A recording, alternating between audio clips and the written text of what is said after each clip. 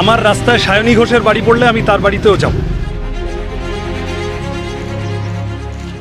ও তো প্রচার করেনি, ও শুধু মালা দিয়ে চলে গেছে।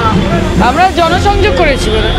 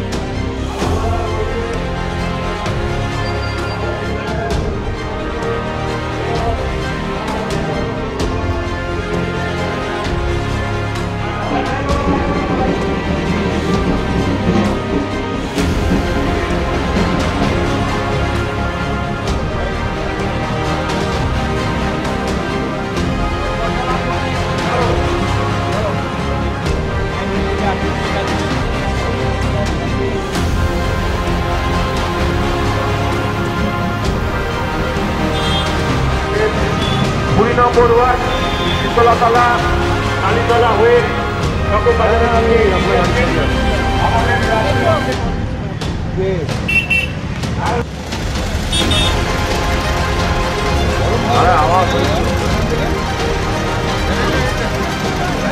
ও তো প্রচার করেনি, ও শুধু মালা দিয়ে চলে গেছে।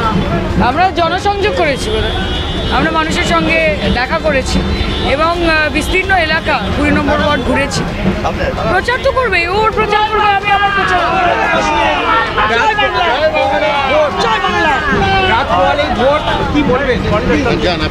সবুজ আবির খেলা হবে, বাংলার মানুষ মমতা বন্দ্যোপাধ্যায়ের সাথে আছে। একটু ডান দিকে সামনে অনেকে দাঁড়িয়ে আছেন, আমাদের দিদিমণি দাঁড়িয়ে আছেন ডান দিকে। দিদি মাটিতে অনেক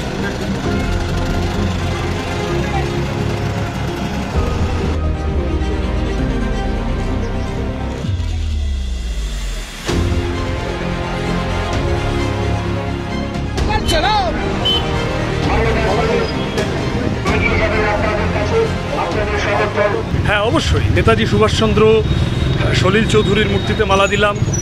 আমরা তো চাই যে বাংলার বাঙালির এই আইকনরা যাদেরকে যারা আরএসএসের হাতে পড়ে বিপন্ন হচ্ছে তাদেরকে আবার নতুন করে তুলে ধরতে, এবং আমরা চাই যে বাংলার যে সামগ্রিক যে ঐতিহ্য সেই ঐতিহ্য আরেকবার সামনে আসুক, যাতে করে দাঙ্গাবাজরা এটা বুঝে যায় যে বাংলা তাদের জায়গা নয়।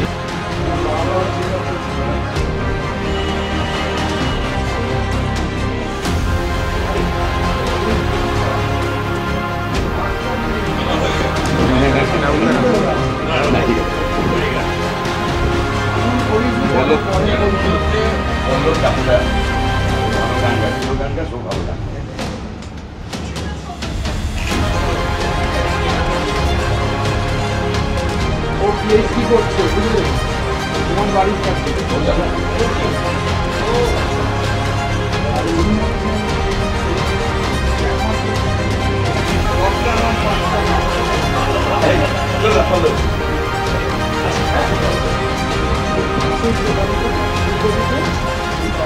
আমার রাস্তায় সায়নী ঘোষের বাড়ি পড়লে আমি তার বাড়িতেও যাব।